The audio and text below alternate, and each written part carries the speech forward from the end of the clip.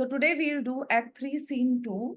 Act 3, Scene 2, which is one of the most important scenes, as we find that this scene actually turns the whole situation in the action of the play. So this scene takes place at the forum. Forum is said to be the public platform. All right, public platform, like there were many places where public gathering used to take place, and these leaders would address the public, would address the people through these platforms, right?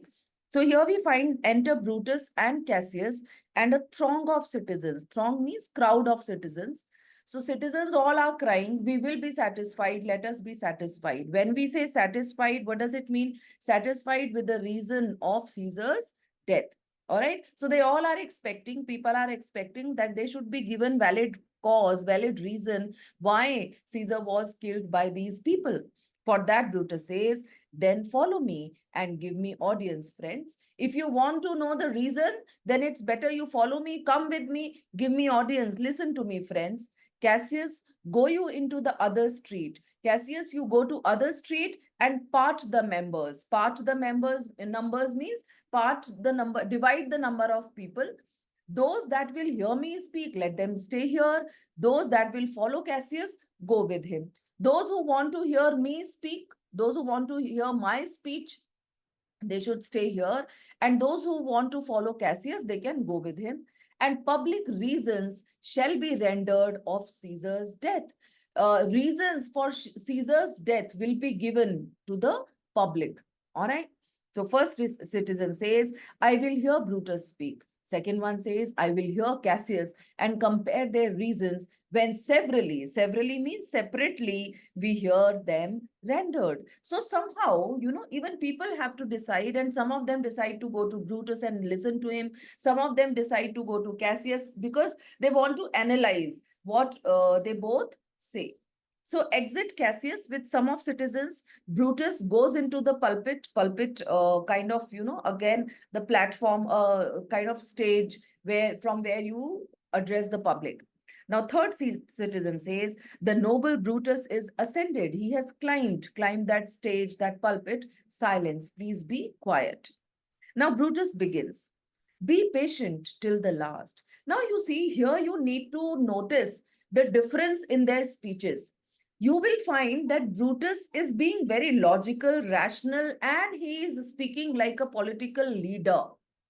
All right. The way he begins his speech, that is very important to see. He calls them Romans, countrymen, and lovers, lovers of Caesar. Romans, countrymen, and lovers. So this is how he begins his speech.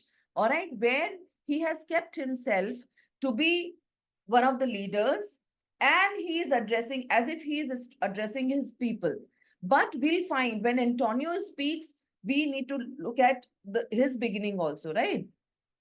So first of all, he instructs the people to be patient till the last, means they should listen to his whole speech. And then he addresses them as Romans, countrymen, and lovers. Hear me for my cause and be silent that you may hear. Hear me for my cause. If you want to know my reason, please listen to me and be silent. Please do not talk so that you may hear, so that you may hear me. Believe me for mine honor and have respect to mine honor that you may believe.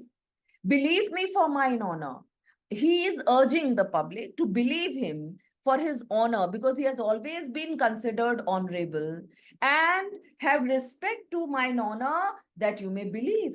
And just because they consider him honorable, on that grounds, he should believe, means they should believe him. Censor me in your wisdom and awake your senses that you may the better judge. Censor me in your wisdom. Judge me in your wisdom. Use your wisdom to judge me.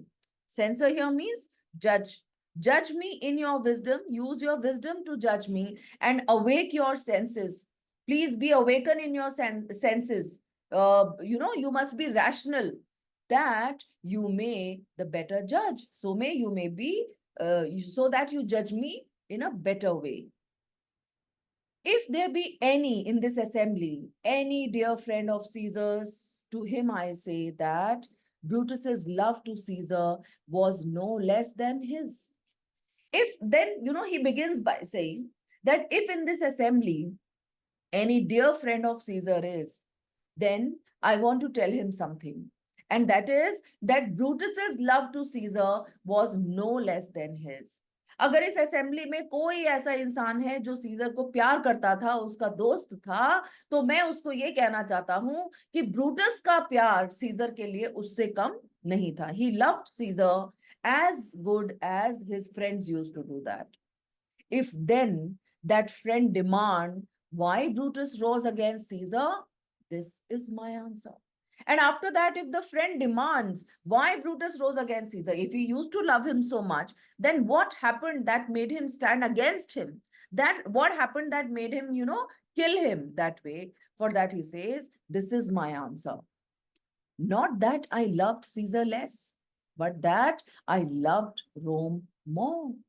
ऐसा नहीं है कि मैं scissor से कम प्यार करता था, लेकिन मैं रोम से ज्यादा प्यार करता हूं. Had you rather Caesar were living and die all slaves than that Caesar were dead to live all free men? Now he puts a condition. He questions the people.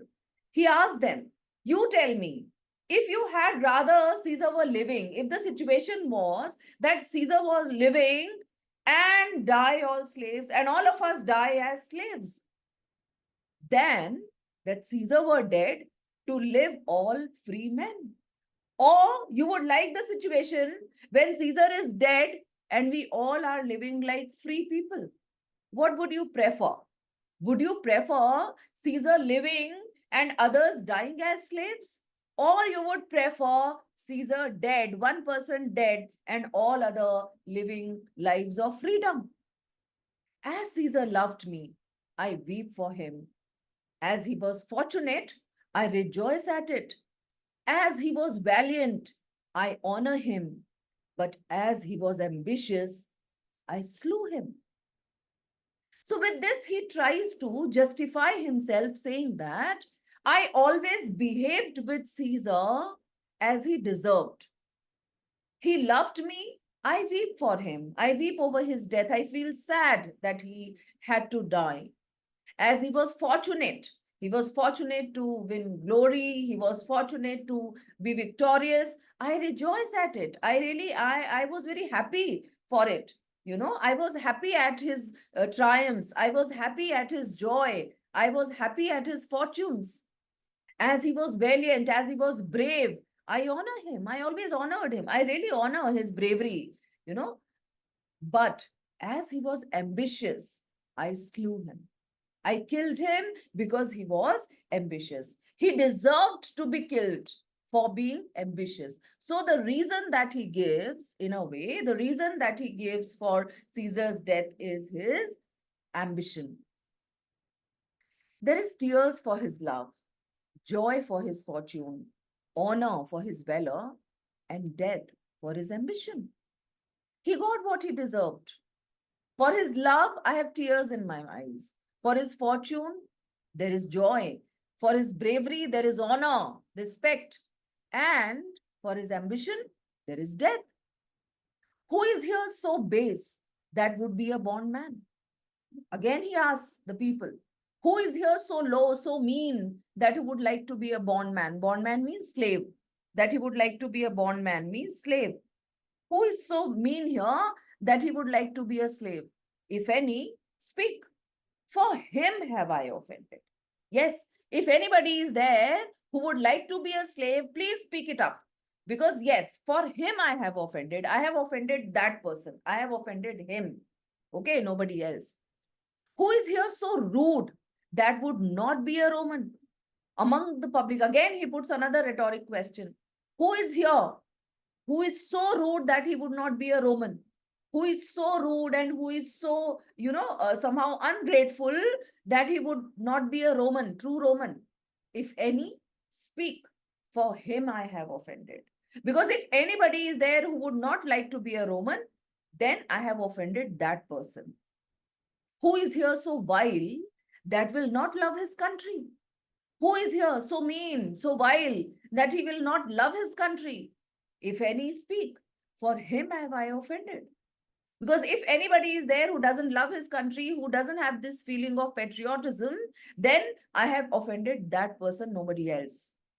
I pause for a reply. So he puts these questions and then he says that now I take a pause for a reply. I want answer. All of them says, none, Brutus, none. Nobody is there. No, none of us is there who is so mean that he would like to be a slave. No one of us would is there who's so rude not to love the country, or no one is there, who is not a true Roman. For that, Brutus says, then none have I offended. If none of you is any of them, then I haven't offended anybody. I have done no more to Caesar than you shall do to Brutus.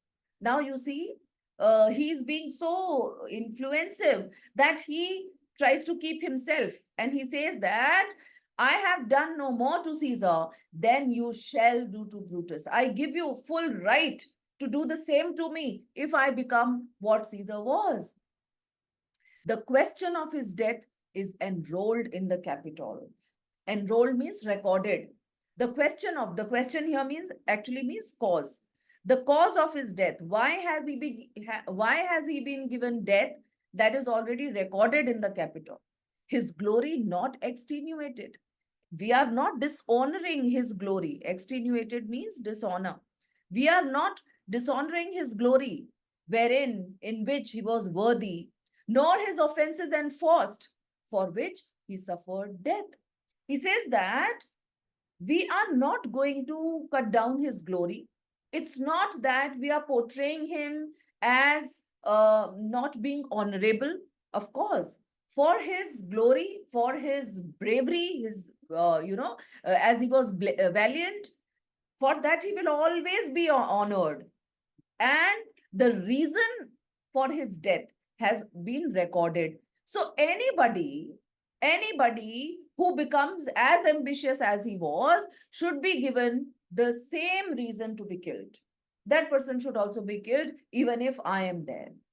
All right. At that time only, Antony enters the stage. Antony and others with Caesar's body, as it was decided.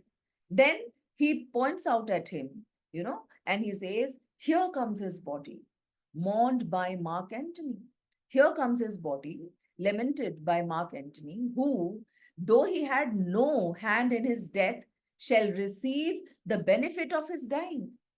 Now, Mark Antony comes here, though he had no hand in his death. Means, what does he mean to say? That he is not part of our group. He doesn't belong to us. Rather, he belonged to Caesar because he was his friend. But though he had no hand in his death, he will receive the benefit of his dying, advantage of his dying, a place in the commonwealth. So what is he trying to do, as which of you shall not? So what is he trying to do? He's trying to convince people, saying that we haven't done it for any personal goal. We haven't killed Caesar for our own benefit. Okay. So, because see, this man, Mark Antony, he doesn't belong to us. He is not among us, but still he will also be benefited because he deserves that. All right. With this, I depart, that as I slew my best lover for the good of Rome, I have the same dagger for myself when it shall please my country to need my death. Now he proves himself to be a true patriot. And he says that now I depart, I leave from here. And as I slew my best lover for the good of Rome, I killed my best lover, my best friend for the welfare of Rome. And I have the same dagger for myself. The dagger which I used to kill Caesar, the same dagger I have for myself. Whenever my people feel, whenever my country need my death for the welfare of Rome, I am always ready for same kind of consequence which Caesar has got. And of course, it made an impression on the people, and people are gullible somehow, driven mob, we can say. And they all started, they all started shouting slogans, live Brutus, live, live. First citizen said, bring him with triumph home unto his house. Second says, give him a statue with his ancestors. Let him be Caesar, means let him be in place of Caesar now. Caesar's better parts shall be crowned in Brutus. Then another person says, we'll bring him to his house with shouts and clamors. Now you see, they all want to pay him honor by, through a gathering, and all of them would be going to his house, shouting glory for him. But for that, Brutus says, my countrymen, and then please silence, peace, silence. Brutus speaks, peace, hope. Good countrymen, let me depart alone. Let me leave from here alone, and for my sake, stay here with Antony. And for my sake, I request you to stay here with Antony. Do grace to Caesar's corpse, pay honor to Caesar's corpse, corpse is the dead body, and grace his speech tending to Caesar's glories, and at the same time pay honor to his speech. Whose speech? Antony's speech, tending to Caesar's glory, in which he is going to speak about his glories, which Mark Antony, by our permission, is allowed to make. Which Mark Antony is allowed to make by a permission. I do entreat you, I do request you, not a man depart, save except I alone, till Antony have spoken. Now, you see, he requests the people, rather he instructs them. He tells them that, see, no need to go with me. Let me leave alone from here. And you should pay honor to Caesar's dead body. At the same time, you should pay respect to Antony's speech also, who is going to speak just now, because we have given permission, for him to speak. And he'll be speaking about Caesar's glories. All right. And then he exits from there. Okay. Is it clear, Vedansh? Yes, ma'am. Is it clear till Yes, here? ma'am. Yes, Anything ma'am. that you have not understood in Brutus's speech? No, ma'am. Okay. No, All right. ma'am. Okay. Then, uh, then he exits from there. Now people again start discussing. First citizen says, stay home and let us hear Mark Antony. Third citizen says, let him go up into the public chair, means that pulpit only. We'll hear him. Noble Antony, go up. Antony says, for Brutus's sake, I am beholding to you. I have been able to speak to you for Brutus's sake. Brutus has given me permission for that. And then he goes into the pulpit. Now, fourth citizen says, what does he say of Brutus? He says, for Brutus's sake, he finds himself beholding to us all. It were best he speak no harm of Brutus here. This Caesar was a tyrant. Nay, that's certain. We are blessed that Rome is rid of him. Now see how people have changed. All right. After Brutus's speech, now when Antony is about to speak and Antony took just Brutus' name, they are being very just he must make sure that he doesn't speak harm to Brutus.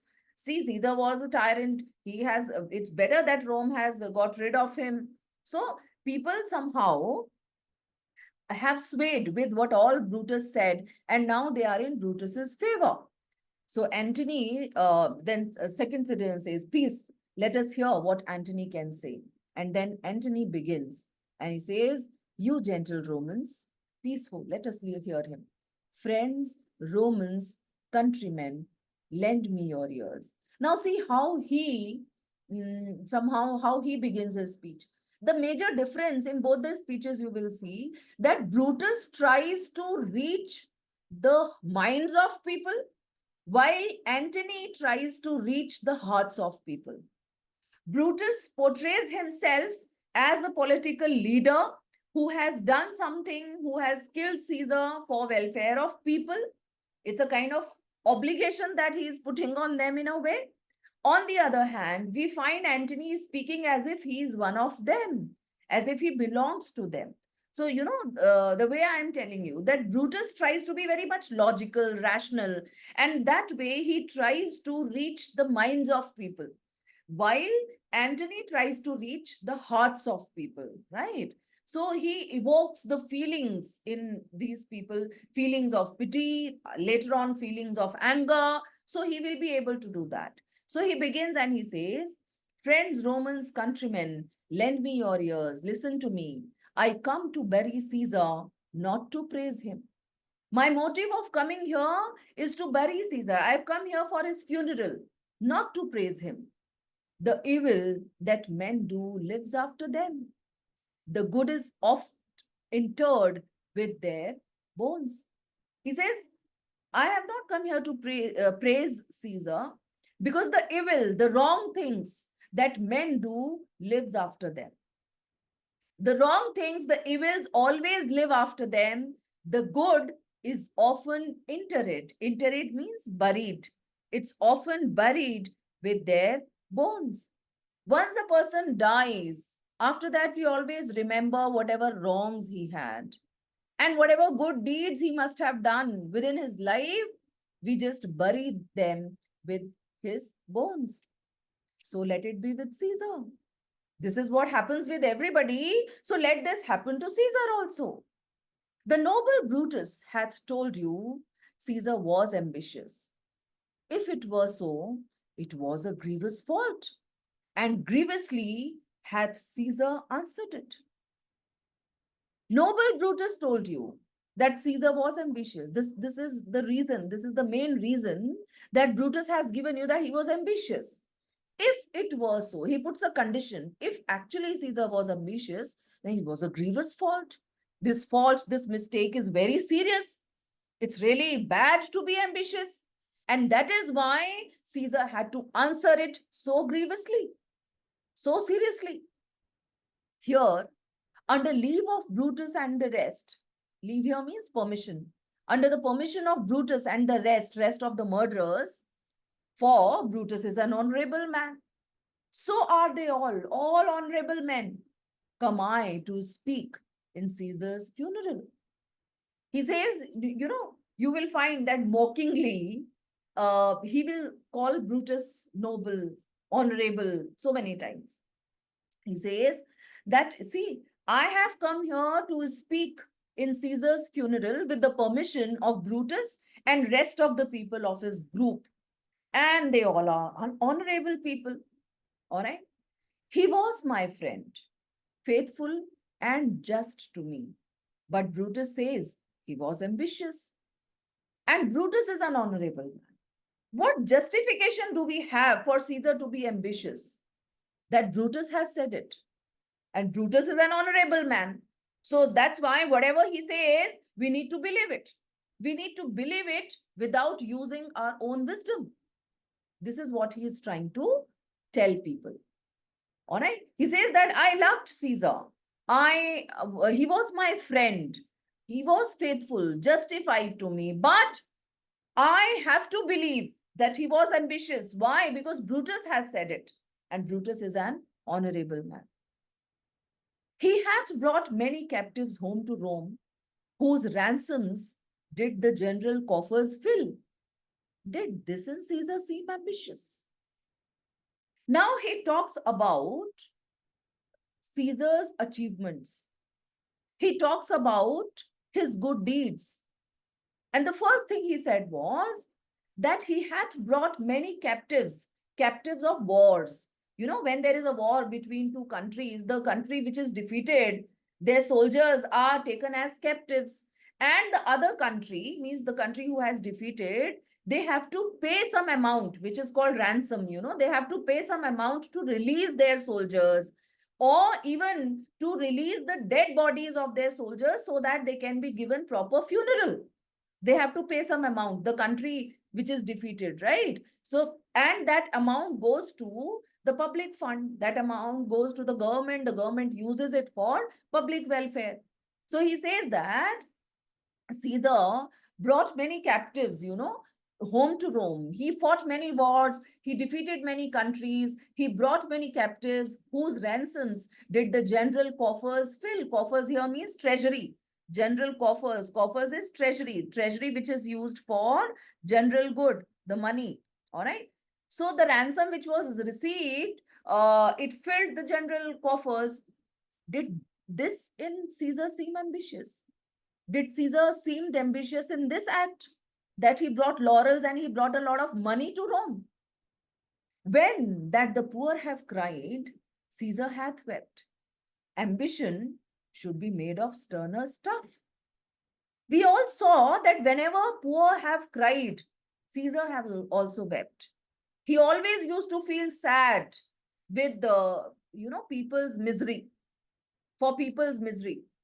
So, is this called ambition? Because ambition should be made of sterner stuff. It should be made up of some, more strict stuff. But Caesar was never seen as a strict person. He was such a sentimental person that if he sees a person crying, if he sees a poor person crying, he would feel bad for him. Even he would weep for him. So, is this called ambition? Yet, Brutus says he was ambitious, and Brutus is an honorable man. Yet, Brutus says he was ambitious, and we need to believe it. Why? Because Brutus is an honorable man. You all did see that on the Lupercal, I thrice presented him a kingly crown, which he did thrice refuse. Was this ambition? You see, one by one, he is giving examples to prove Brutus wrong, but that too in such a clever way, crafty way, Now he gives another example. He gives a fact. He says in the feast of Lupercal, I myself offered him crown thrice, and thrice he refused it. So was this ambition? Yet Brutus says he was ambitious. He was ambitious, and sure, he is an honorable man. We need to believe because Brutus is saying Caesar was ambitious. Whether we through his actions come to know of it or not, we need to believe that he was ambitious. Why? Because Brutus is saying that, and Brutus is an honorable man. I speak not to disapprove what Brutus spoke, but here I am to speak what I do know. You all did love him once, not without cause. What cause withholds you then to mourn for him? Now you see, he asked the people. He says that it's not my purpose, my motive is not to disapprove whatever Brutus spoke. It's okay. If you want to believe him, it's okay.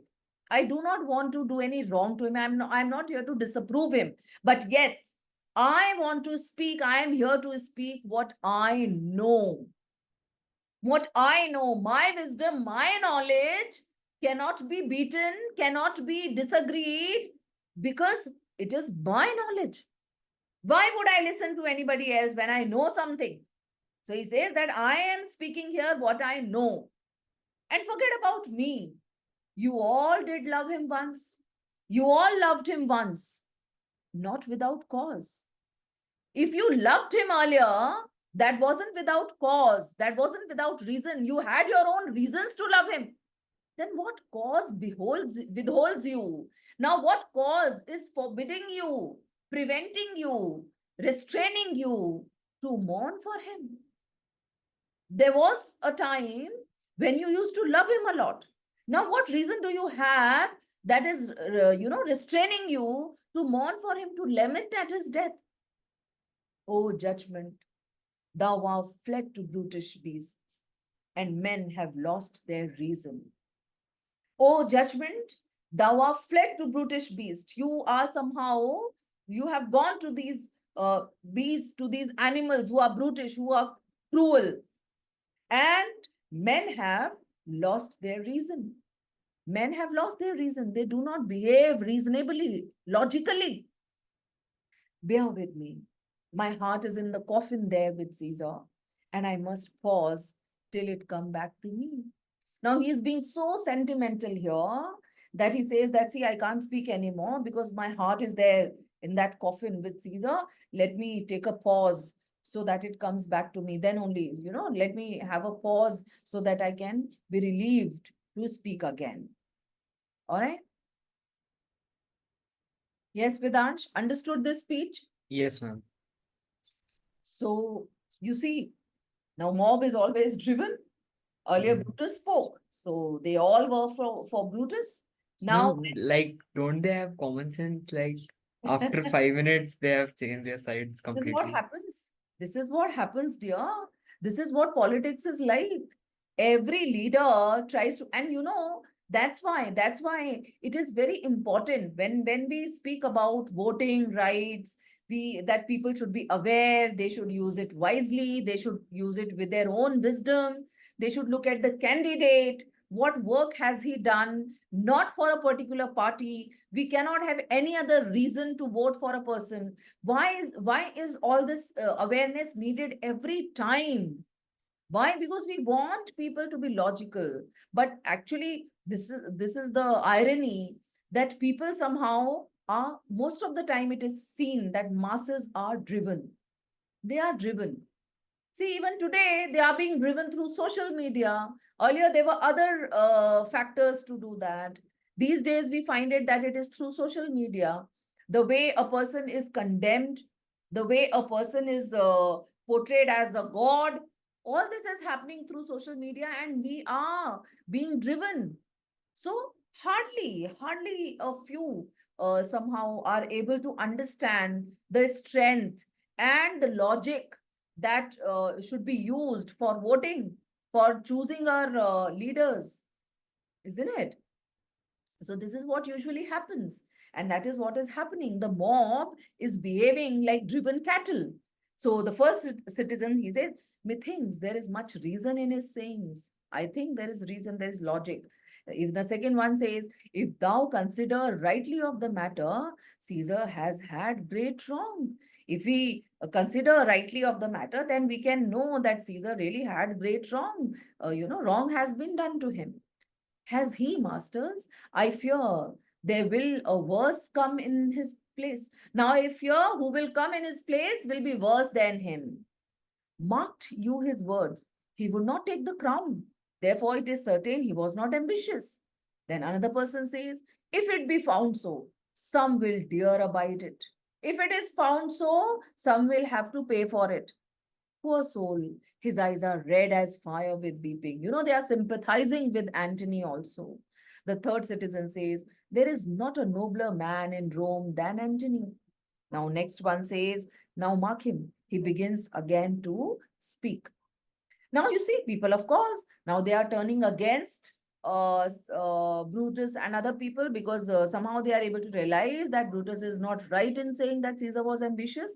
At the same time, Antony has been successful in gaining sympathy for him, and people are favoring him. And somehow, this is an opportunity for him. You'll come to know later on how Antony is also playing. He is also a political leader. The masses, powerful is the leader who has the masses with him, right? Who wins the favor of masses. Earlier, Brutus had it. So, Brutus was powerful. Now, Antony, as he can see, if he is able to bring the masses to his favor, of course, he will be able to gain the position which Caesar had, isn't it? So, we need to understand all these tactics that these people are using. Yes, ma'am. So now Antony again starts speaking, and Antony says, but yesterday the word of Caesar might have stood against the world. Now lies he there. But yesterday, because he was killed that day, he says, till yesterday, the word of Caesar might have stood against the world. He was the one, whatever he spoke, it might have gone against the world. It might have not been liked by other people. Now lies he here. But see, today he lies here, and none so poor to do him reverence. And none so poor, none of us is, even a poor person is ready to pay him respect. O masters, if I were disposed to stir your hearts and minds to mutiny and rage, I should do Brutus wrong and Cassius wrong, who, you all know, are honorable men. Now you see, he is changing the direction. Till now, he was proving that Caesar wasn't ambitious. He was able to gain sympathy for him. And now he is trying to drive the mob against these murderers, especially Brutus, Cassius, and the company. Okay, now he is doing that. He says that Caesar used to be so powerful till yesterday. Now today he is lying here and none of us is ready to pay him respect. O masters, if I were disposed to stir your hearts and minds to mutiny. Mutiny is revolt, and rage. Rage is anger. I should do Brutus wrong and Cassius wrong. If through my words I am able to evoke the feeling of rebel and the feeling of anger in you, favoring Caesar, but that would go against Brutus and Cassius, I will do wrong to them, which I should not, because you all know they are honorable men. I will not do them wrong. I rather choose to wrong the dead, to wrong myself and you, that I will wrong such honorable men. He said, no, I will not do the wrong to these people because they are honorable people. Rather, it's better I should wrong the dead, means Caesar. I should wrong myself and I should wrong you because I will not wrong these honorable men. But here is a parchment with the seal of Caesar. Parchment is a document. Parchment means document. But here is a parchment, here is a document. He shows a document, he shows a paper. Here is a parchment with the seal of Caesar. Seal means signature of Caesar. I found it in his closet. Closet is the cupboard. It is his will. Let but the common hear this testament, which, pardon me, I do not mean to read. Now you see, he shows them a paper telling them, see, it is a document with the signature of Caesar, and I found it in his cupboard, and this document is his will. And but the common people should hear the testament, but no, should not, because pardon me, I do not mean to read. I don't want to read the will. And they would go and kiss dead Caesar's wounds and dip their napkins in his sacred blood. Yeah, beg him, hear of him for memory, and dying, mention it within their wills, bequeathing it as a rich legacy unto their issue. So he says that here I have his will, let but the common hear this testament. If the commoners are meant to hear the testament, if they are able to hear it, listen, what all is written in this will, though, pardon me, forgive me, I do not mean to read it, but if you had heard what is written in the will, then those people would go and kiss dead Caesar's wounds. They will dip their handkerchiefs in his sacred blood. They will take his hair, just a hair, as a memory. And when they die, they will mention it in their wills, bequeathing, giving it as a rich legacy. What that hair will be kind of rich legacy unto their issue, unto their children. You know, if once they come to know what is written in the will, this kind of feeling they will have for Caesar. So fourth citizen then, we'll hear the will, read it, Mark Antony. So all start crying, the will, we will hear Caesar's will. You know, for that Antony says, have patience, gentle friends. I must not read it. It is not meet, it is not suitable. You know how Caesar loved you. No, no, you should not know how he loved you. You are not wood, you are not stones, but men. And being men, bearing the will of Caesar, it will inflame you. It will make you mad. It is good. You know not that you are his heirs. For if you should, oh, what would come of it? He says, no, no, I'm not going to read the will to you because you should not know what is written in the will, because if you are human beings, you are no wood, you are no stones, and human beings have feelings, they have sentiments. Once you come to know what is there in the will of Caesar, it can inflame you, it can enrage you, it will make you mad. You can do anything. Once you come to know that you are his inheritors, he is giving hints also, together. So once you come to know you are his inheritors, no, for what would come of it? How will you behave? No. I will not tell you what is there in the will. Then he is doing so that people now they become more eager. Now they want to hear it. So the fourth citizen says, read the will. We'll hear it, Antony. You shall read us the will, Caesar's will. Antony says, will you be patient? Will you stay a while? I have overshot myself to tell you of it. I think I have overshot myself, means I was not supposed to speak to this length to tell you about the will. I fear I wrong the honorable men whose daggers have stabbed Caesar. I fear I have wronged them whose daggers have stabbed Caesar. I do fear it. But then they were traitors, honorable men. The will, the testament, all start shouting. Now they start calling them traitors also, right? And he says that no, we want the will to be read. They were villains, murderers.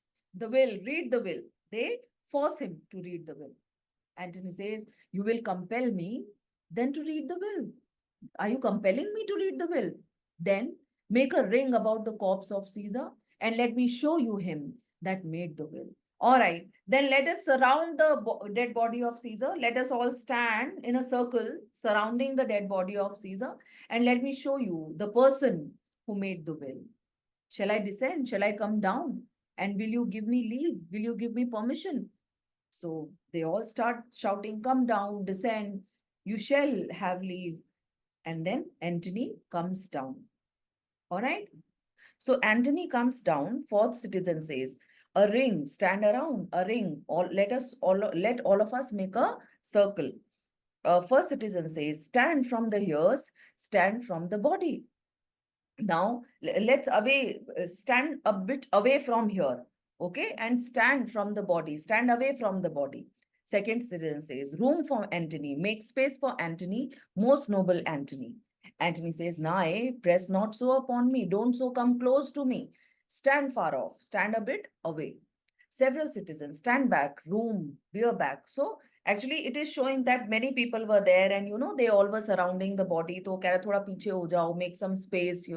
Okay. So then Antony says, if you have tears, prepare to shed them now. Means if you have tears, अगर तुम्हारे आंसू हैं तो आप बहाने के लिए तैयार हो जाओ. You all do know this mantle. Mantle is the cloak. Mantle is the cloak, that gown, you can say, kind of dress which Caesar was wearing. You all know this mantle. I remember the first time ever Caesar put it on. He says, I very well remember the first time when Caesar wore this cloak. It was on a summer's evening in his tent.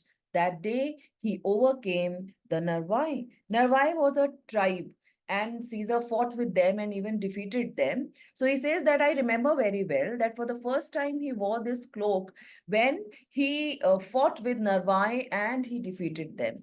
And he wore it on a summer's evening in his tent.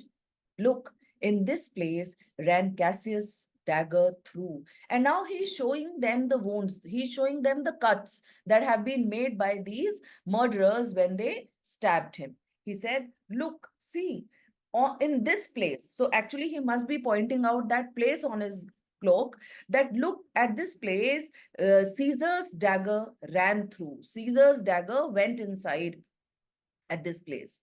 See what a rent the envious Casca made. Rent means cut. What a cut the envious Casca made. He is showing all the cuts that have been made by these people. Through this, the well-beloved Brutus stabbed. Brutus stabbed through this, and Brutus has been called as well-beloved. Why? Because he was very much loved by Caesar. So through this, the well-beloved Brutus stabbed.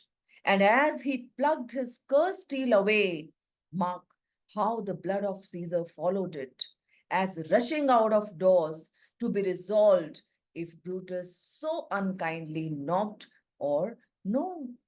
Now, he here focuses on the cut that has been made by Brutus.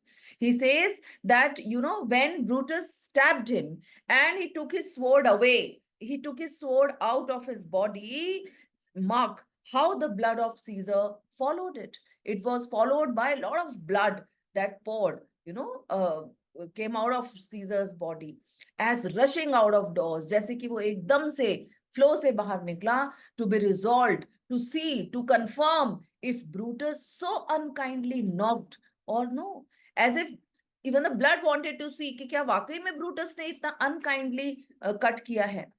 For because Brutus, as you know, was Caesar's angel. Because Brutus was Caesar's angel. Caesar always treated him like an angel. Judge, O you gods, how dearly Caesar loved him. Gods, you judge how dearly Caesar loved him. Caesar कितना उससे प्यार करता था. This was the most unkindest cut of all. He calls it the most unkindest cut.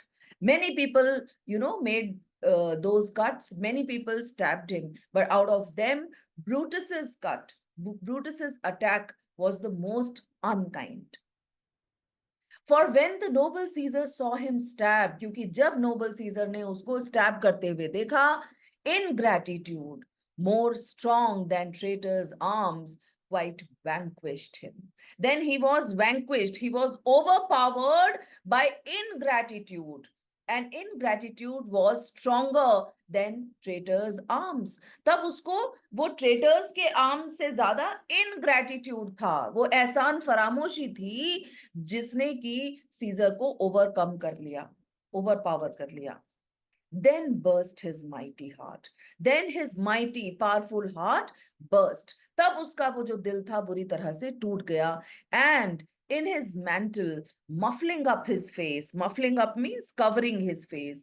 And covering his face in his mantle, even at the base of Pompey's statua. Statua is the statue which all the white ran blood, which all the while ran blood.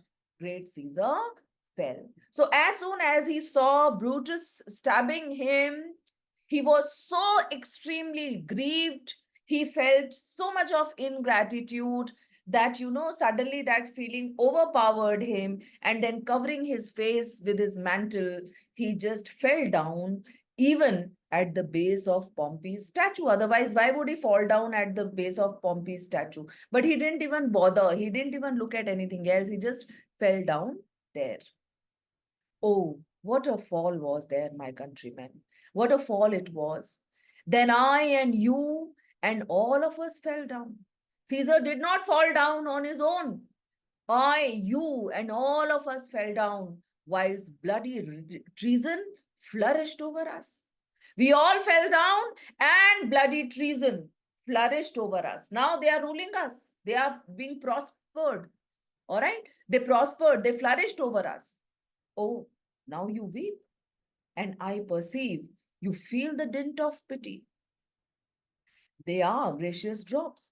Now you see, Antony can see that people are, getting influenced, and even they are feeling so much sympathy for Caesar that they started crying. So that's why he says, oh, now you weep. I see that you feel pity. These are gracious drops. These tears which you are falling, these are gracious drops. Kind souls, what?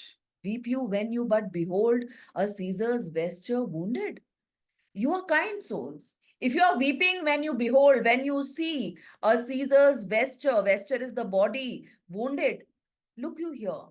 Here is himself, marred, spoilt, mutilated, as you see with traitors.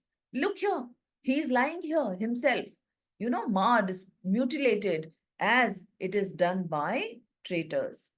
Now, of course, they start pitying Caesar, and the first citizen says, oh, piteous spectacle, oh, noble Caesar, oh, woeful day, oh, traitors, villains, they are angry also.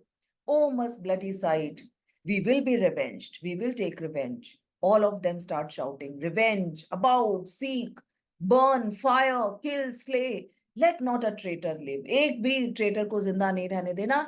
ढूंढो उनको, बतला लो, जला दो, खत्म कर दो, काट दो. Antony, stay, countrymen. But then they are not ready to listen. First citizen says, peace there. Hear the noble Antony. Listen what he is saying. We'll hear him. We'll follow him. We'll die with him.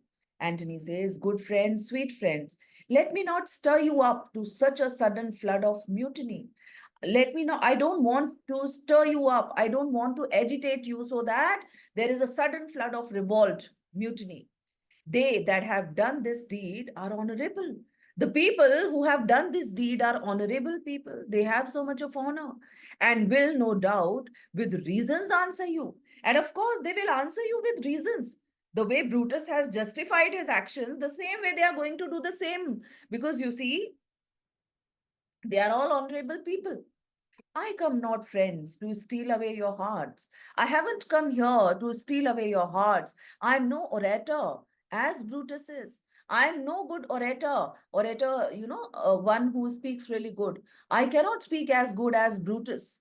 But as you know me all, a plain, blunt man. I am a plain, blunt, straightforward person that love my friend and that they know full well that gave me public leave to speak of him. I am no orator, but yes, I am a simple, straightforward person who loved his friend, and I was allowed to speak here with their permission. For I have neither wit, nor words, nor worth, action, nor utterance, nor the power of speech to stir men's blood. He says, I don't have any wit, intelligence, I don't have words, I don't have any worth, I don't have any action, any utterance, any power of speech to stir men's blood. My objective is not to stir your blood. I only speak right on. I only speak to the point. I tell you that which you yourselves do know. Show you sweet Caesar's wounds, poor, poor dumb mouths, and bid them speak for me. He says that I am not doing anything else. I am just showing you I am just telling you what you all know. I am just showing the wounds of Caesar, which, like poor dumb mouths, cannot speak.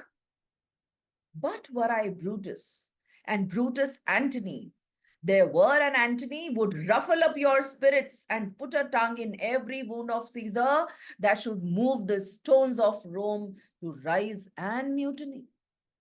Were I Brutus? Now you see, somehow he is trying to say that I don't want to stir you, I don't want to move you to rebel or to revolt, but at the same time, this is what he wants. So he says, but if I were Brutus, I do not intend to stir you to revolt. But yes, if I were Brutus and Brutus was Antony, then of course Antony would ruffle up your spirits. He would even put a tongue to you, and he would even put a tongue to every wound of Caesar, and of course he would have agitated you to he would have agitated you to the level that the stones of Rome would rise and revolt.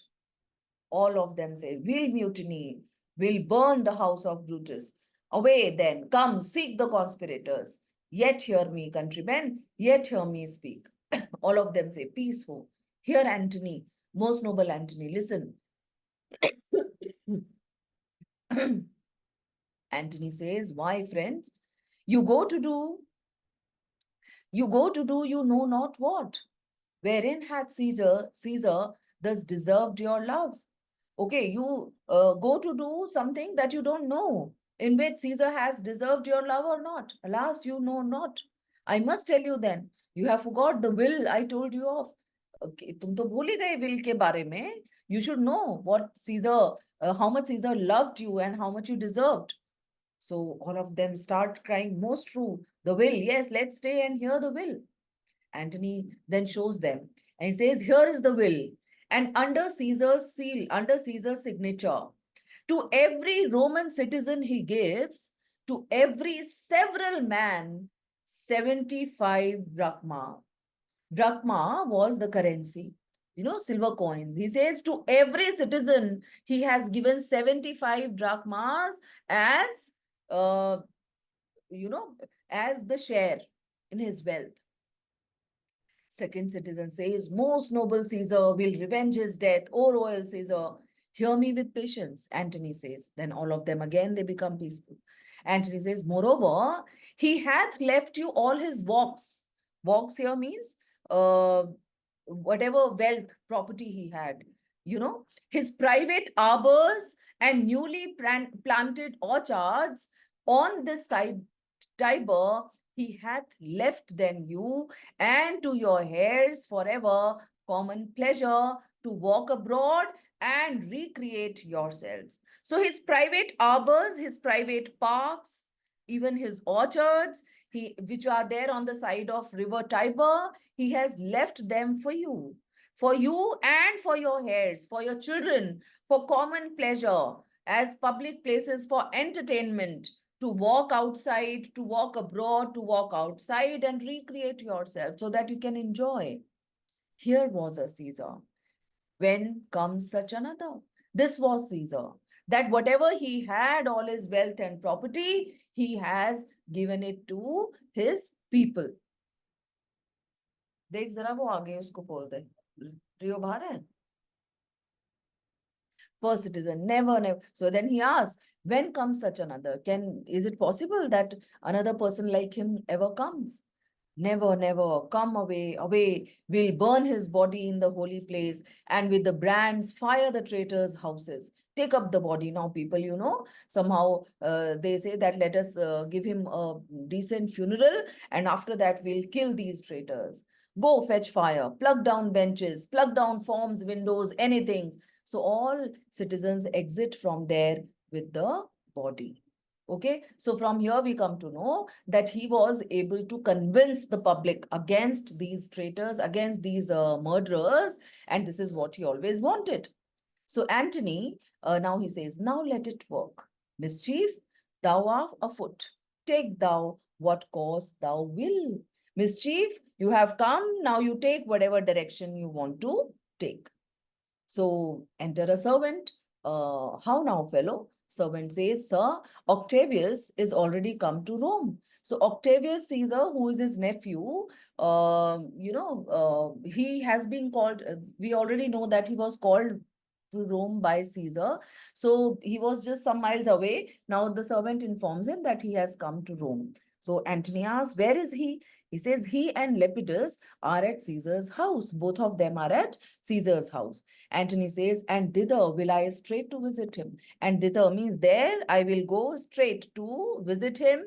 He comes upon a wish. He has been called. Fortune is merry. Fortune here means goddess Fortune is happy and in this mood will give us anything. Goddess Fortune is very happy and she will give us anything in this mood. Now servant says, I heard him say, Brutus and Cassius are rid like madmen through the gates of Rome. And the servant then further informs him that I heard him say, he informed that Brutus and Cassius have, they are rid means they have run away like mad people through the gates of Rome. So Antony says, belike they had some notice of the people, how I had moved them. It is possible that they had an intuition how I have moved them. Bring me to Octavius, take me to Octavius, and then he leaves from there. All right. I hope it is clear.